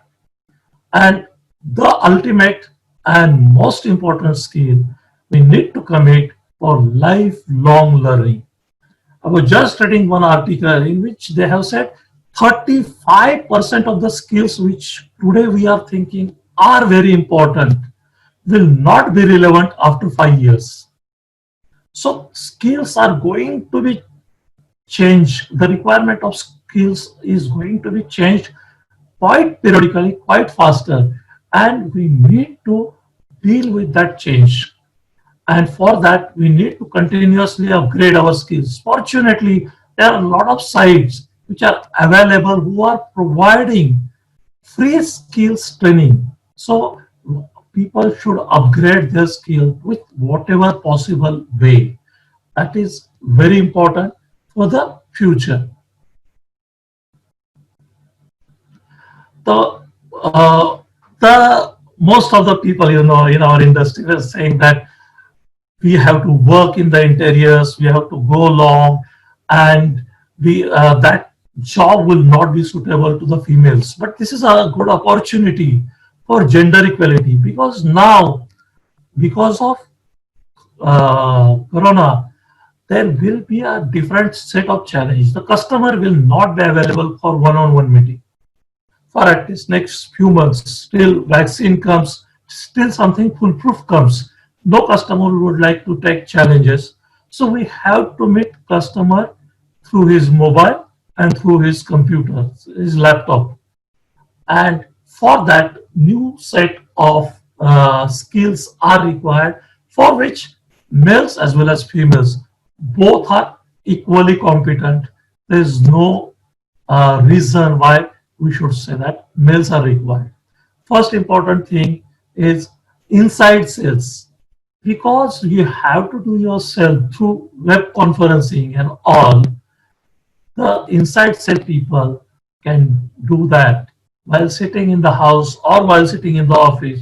We can do the inside sales. Second important skill required is enterprise resources planning. Enterprise resources planning is another important skill which we require to grow. Third is digital networking. In digital networking, because unless you are connected with the people, people will not give time for your conference call or meeting. So we have to have digital networking with the customers or with the market players or with the distributors. And digital marketing is another way to reach your customer by different ways. And this is going to be a last important conferencing. All Skype, Zoom, WhatsApp, you have to communicate with the Microsoft Teams. You have to communicate with the customer, preferably face to face, and that will increase the possibility of your business, because only on telephone you may not get good attention from the customer. But whereas if you use any of this conferencing way, then you can get good attention of the customer, maybe for 10 minutes, maybe for 15 minutes, depending upon his busyness. But whatever time you are speaking to him, you'll get his attention and you'll communicate. You'll understand as well as communicate with the customer properly. So these skills and these opportunities we have to use for the growth of the business. Another important thing is there is scope for job reduction because of the enhanced biosafety and biosecurity. Now, if you have to do the social distancing, you cannot keep a lot of employees at one place for a long time. So that will reduce the biosafety, will reduce the possibility of accommodating more employees, and biosecurity standards will become more stringent to prevent the losses due to biological diseases in the works or in the office. The fast-growing employment sectors here, the economy is slowly changing from physical to digital, and we have to use e-commerce platforms like Zomato. People are using Nature's Basket, Big Basket, Grofers, Swiggy. So these type of platforms are being used by the customer. We have to become a part of this type of platform to grow our business. I'm talking about the poultry. And there are also subscription-based business like Big Basket Daily, Super. Again, this is, you can create your own app and you can share with your own customers and grow your business. That is also an option. But we have to explore the technology, app technology for the growth of the business. Now, this is a concept which we have not discussed a lot, but it is quite popular in the Western world. And this is known as gig economy. What is gig economy? Gig economy is hiring independent freelance workers or professionals for short-term engagement. Suppose I'm giving you the example of Ola, Uber, like this thing. See, what happens is if you own a car, you have to own a car, you have to appoint a driver, you have to fuel the car, you have to maintain the car, and you have to insure the car. So if you look at all the expenses, and if your car utility is not even 10% of its requirement, then it is all, actually speaking, is a waste. But if you, in case of that, if you are having 5 to 6 trips in a month, you can hire Uber or Ola, where your capital cost is 0, and you manage your work comfortably at reduced cost, and it gives you flexibility to invest that money somewhere else. So this is new concept which is coming, which is already popular in USA, and which will be a part of future economy of India also. Why gig economy? Why the people are preferring to be a part of gig economy is, 55% people say that they want to make extra money than what they are making now. 22% people say that that is their only way of income. So they are making entire money only through gig economy, only through contract working. 48% people say that balancing career and family needs. So they want some additional income, they are doing that. 90% say that I am looking for a job, but before I get the job, I need to earn money so that I can manage my expenses. 90% people said that. And 48% people said that autonomy, with being entrepreneur, I am being owner of myself, I get time for myself, and I can decide what to do.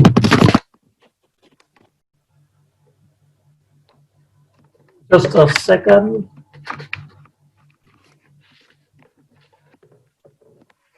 I can decide what to do of my time. So these are the different ways to look at it. This is, and what do you think with gig economy, whether we can become a big player in the world or not? I'll share some examples with you. The world's largest taxi company, Uber, don't own single taxi. Airbnb is one of the largest accommodation provider in the world. Doesn't own single real estate. World's largest phone companies like Skype and WeChat doesn't own any telephone infrastructure. Alibaba doesn't own any inventory. Facebook, most popular media owner, doesn't have their own content. Society One, world's fastest growing bank, doesn't have actual money. Netflix, world's largest movie house, doesn't produce any cinema, doesn't own any cinema. And world's largest software companies like Google and Apple doesn't have their own app. So you can see that these are the largest companies in the world and they are working with gig economy. So this is going to be a change. We have to think out of box how to use our potential more intelligently so that we can become relevant in the market and still we can actualize the potential of our own. The only way of meeting challenges is in the pursuit of constant self-improvement. And my favorite last quote, don't limit your challenges, challenge your limits. Thank you very much. Thank you very much, Manoj. It was very interesting.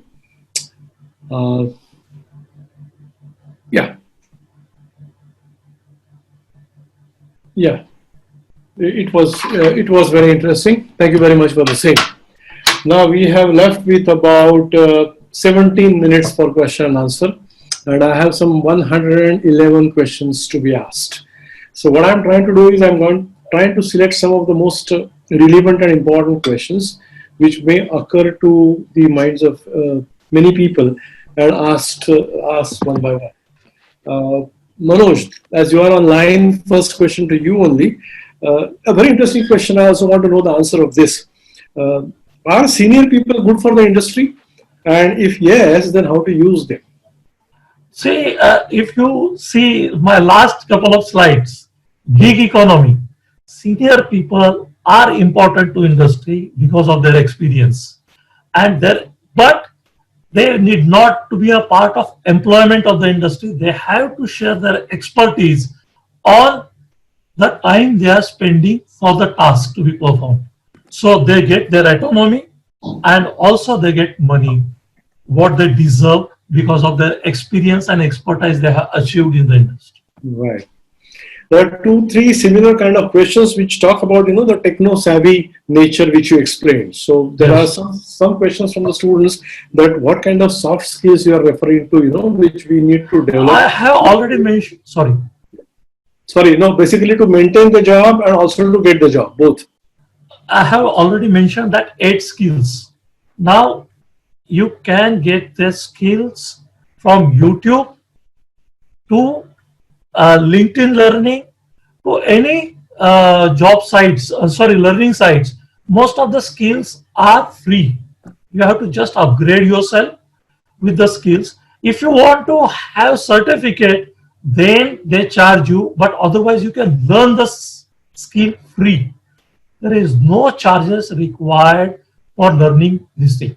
So, you can learn the skill free, and if your employer insists that they want certificate, you can just pay certificate $50 or something, and you can get the certificate from that in the institute. So that is not an issue, but important thing is continuous upgradation. That is going to be the challenge for next few centuries. Okay, thank you. Let me come back to you, Ajay. Very interesting questions to you. And one of the $1 million question. You must have guessed the question. Controlling the breeder placement. How and who is going to do it? So I think nothing will be going to happen in this sector because for controlling, you have to control the grandparent.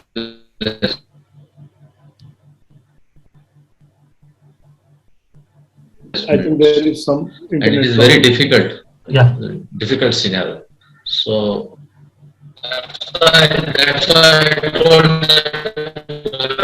that accept that we can't, it's not in our hand to regulate the breeder placements. So products to lead plan accordingly. That's why I told, so chicken promotion activities, how to increase per capita consumption, how to aggressively market it. That will be the key. Yeah, so that's the thing. That's the thing. How to address that now? Because with this COVID-19 scenario and the fear arising because of that, people are moving away from the chicken. People are moving away from non-vegetarian diets. People are becoming vegan actually. So how to address that issue? Promoting chicken consumption is fine to say, but then in the present scenario, how you look at it? How you expect it to be done practically? So I have to reach out to the consumer. Reach out to the consumer very aggressively. To imprint means convince them the importance of the chicken and eggs in the diet, fighting against the disease to boost the immunity. Likewise, like VIP carried out this chicken and egg walkathon, to carry out certain such type of rallies, and collectively how to do it. Okay. There's one question which says that what can be done to promote the other colored breeds or the desi birds, because they are fetching quite a better price in the market.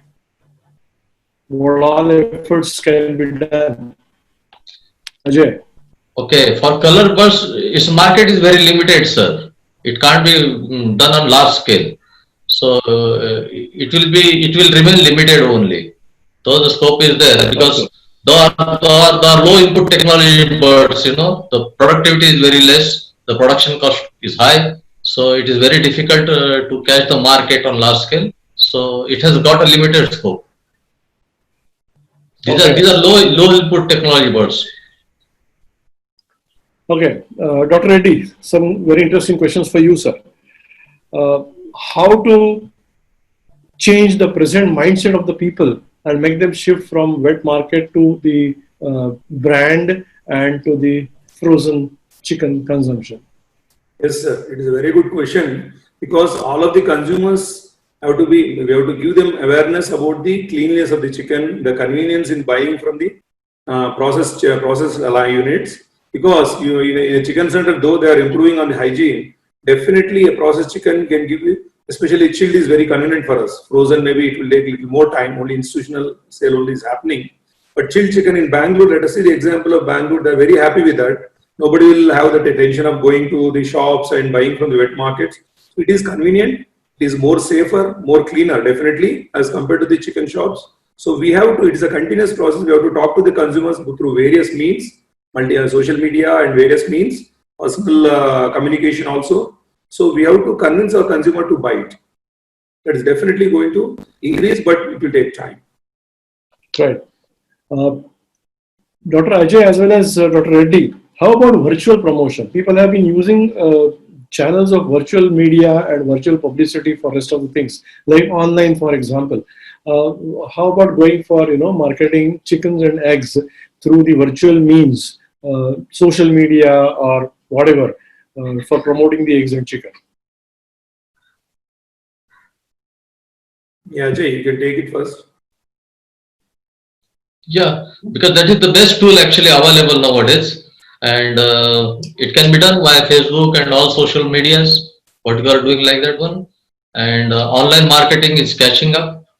So there are several brands which are available, are they doing good. So new entrepreneurs should learn the skills, how to market our product online, though it is on small volume. We need to try it at our level, and it will catch. This is a new idea nowadays, so we have to practice. Yeah, the online sales definitely has picked up during Corona, but because of the compulsion they have taken it, but they have seen certain benefits out of it, including our own family members, in spite of we are from the poultry, they still have the doubts about frozen and chilled chicken that it may not be safe. So good brands who have got a reputation in the market, branded people should come into this market. Even our companies like ours also, like I started, or Ajay has started. When we talk to the people, communicate to the people, and give them that quality continuously at their doorsteps, definitely it will pick up. Yeah, there are quite a good number of questions regarding export of chicken. So, Dr. Reddy and Ajay, from both of you, I would like to know what is the scenario, what are the chances, or rather, what are your views about export of chicken, and how can we improve the export market of chickens as well as eggs? Yeah. Okay, that's a good question. Yeah, Ravindra Reddy, continue. So today exports, earlier we used to have very good exports from Namakkal and other cities of India. But today we have only 100 containers only going, which is almost 0.2% of the total production. So the main concern, you all know that, first is that we have to create that confidence in the consumers outside India that we give a quality, that is, we have to explain them and show them our process. Second most important is these bird flu declarations coming almost once a year. So when we have zoning, that's what I strongly request the government, that though there are difficulties in zoning, that they talk about the serology monitoring regularly or whatever is there, is the need of the day, that we should strongly request the government to have zones. When we have the zoning, then the exports will be continuous, because if you export for a few months then stop, it's going to be a problem. So a lot of infrastructure required, a lot of facilities have to be created for export market. So all that will go waste.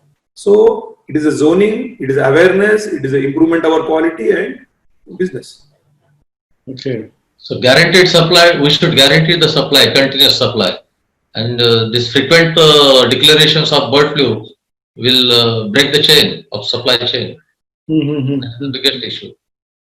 Okay, Ajay, there is one question regarding feed manufacturing. What are the suggestions for the feed manufacturers, maybe the small feed millers, for the near future post-COVID era? And what are your views about, the raw material pricing in the near future in the post-COVID era? That's a good. These open farmers, they are coming up because they hardly have they play very safe. So many of the open farmers or small integrators, they have withdrawn their replacements in this COVID period. So I think they have good liquidity with them. So these people, they will be in requirement of quality feeds. So yes, there is a future for this feed sale business. And as far as raw material prices are concerned, just latest news is 50% export has came down, soya meal this month. And maize is also huge production of maize is there. Rabi crop was good, and overall, as because the demand from the industry, poultry sector has lessened, the availability is good, and prices are also will be at sustainable level. So that's fine. So same question, which actually the opportunities for the processing sector, which Balram also had tried to answer. In nutshell, basically, if you look at it, then there are a lot of opportunities if you look at it in a way of development of the market in a very different manner. What I personally feel is, there is a great need of reduction in the wheat market and increasing the percentage of the chilled breast market. There should be value addition. There are a few questions about, enriched eggs. Dr. Reddy, what are your views about, enriched eggs? So quite a good number of questions are there on enriched egg production and sale. Yes, sir. Today, enriched eggs in India are about only 1%, but they are giving a good direction to us, confidence to us, so that we should take it up. Like we have eggs with higher vitamin D levels, then omega fatty acids, then they say about clean eggs, brown eggs, all these products are coming. All of them are fetching good price. Only thing is that the quantity, we need to increase the volumes, and that will be a good option for the future. Because today's consumers' mind, they have got an idea that any brown egg is safe. They think that brown egg is either a backyard brought from the producer in the backyard, or it is a country egg. So that is one thing. So we can always tell that it is a brown egg from the farm, but there is a good opportunity, especially for the brown eggs in the market. Regular eggs, what we are selling today, just by packing in filler flats of 30 eggs each, there the eggs, I found that they are totally not cleaned. So first thing we should start doing is that we should clean the eggs. That 5% dirty egg should be removed from the marketing channels. That will help us a lot, because we can start talking to the consumer. When we tell them about the quality and ask for the price, it becomes easy. So I want to just reinforce that and emphasize that consumer education is a very important thing that's going to help us in future. Unless he knows about the quality, he cannot ask for the quality, he cannot pay for the quality. Today, unfortunately, 70% of eggs are the eggs. All eggs are at the same price. Eggs sold at farm gate are the same price. Okay, Manoj sir, Yes. please explain how Apple and Google don't own apps. See, they don't own apps. They get it created from somebody and they pay royalty to them, but they don't own apps. Okay, okay. This is a question for Dr. Reddy as well as Ajay. Mr. Balram Yadav has already said that government is looking at the poultry sector as an industry and not as a farmer. But there are still quite a good number of small open farmers, right? So can they be benefited because of the package, and what needs to be done about it to get some benefit of this package to the real open farmers which are working, which are operating on a small scale? Can they be benefited? Ajay. Yeah, certainly. I think once we call it as an industry, then the approach of the government do something for the small farmers. So a lot of the schemes at state government level also, they are meant for the small farmers. So definitely, I think not for entire poultry farming, but government will definitely look into something which will benefit the small farmers. I think so. Okay. Yeah, just to add on to what Ajay said, the government should be convinced, we should clearly explain them that all farmers under integration are getting a better protection, better income, uniform income because of the integration only. If he remains as an individual farmer, you could not have got this growth, this quality, especially the broiler, quality in the broiler meat is possible only because of integration system. And integrator farmer, the small farmer is happy only because of his back-end support from the big companies like breeder farm, broiler breeder farms for doing integration. So they must be considered as small farmers, and even the direct open farmers also should be rescued, and government should take note of this. So we should do everything to convince on this point. Right. So now we have left with about 3 minutes. Last question, and again to Dr. Reddy, about immunoglobulins. Has anybody tried in India to produce immunoglobulins from the eggs, and what is the scenario? What do you look at it? How do you look at it? I think as of now, I don't have ideas, sir. Maybe if any panelists can add on to it, I don't have any information on this. Yeah. The concept of immunoglobulin in poultry nutrition is coming up. It's a good new concept one, and a few of the pharma companies, they're coming with immunoglobulins. I have tried few of them, and it is quite good one. It reduces the early chick mortality, like into colostrum. Colostrum is being used in initial days, chick days. So it will give excellent immunity and good survival rate. So that is coming out of. But colostrum in poultry, but making immunoglobulins from egg is something like I don't know. Have a clear idea. So I would like to thank one and all. To begin with, basically, Mr. Balram Singh Yadav, Ajay Deshpande, Dr. Reddy and Manoj for making yourself available for this particular webinar organized by VIP. Thank you very much from my side. And now I hand over the mic to Dr. Santosh for the formal vote of thanks, and we conclude. Thank you. The last part of this session, which I'd like to special thanks by heart to all of our EC members, and the most thankful to our beloved President Dr. Ajay sir, who is always on front and the backing us as a team and as a leader and encourage us to do all the activities. Thanks to our Vice President Dr. VRK sir, who always gives the innovative ideas and the thoughts to bring up the subjects. Thanks to our Guru Varya, Dr. Ranade sir, and the technical advisor of the VIP, who keep as the eagle eye to do all such kind of the activities. Thanks to our Treasurer, Dr. Prasad Kulkarni sir, who keeps all our finance on time and in time. Thanks to our Joint Secretary and our technological guru, Dr. Jeevan Sonone. And thanks to our big two pillars, Dr. C.B. Patak sir and Dr. Gopal sir. They always keep the SWOT analysis of the activities and give the detailed insights. Thanks to Dr. Sujit Kulkarni sir, who is always keep the thought out of box. Thanks to Dr. Pankaj Tuktewar sir, who gives the global views. Thanks to Dr. Sachin Patil, who gives the practical insights, and the task force team, obviously. Everyone contributing a lot. Thanks everyone, buddies. Because of you all team, we are taking up the steps. Thanks once again. Thanks a lot.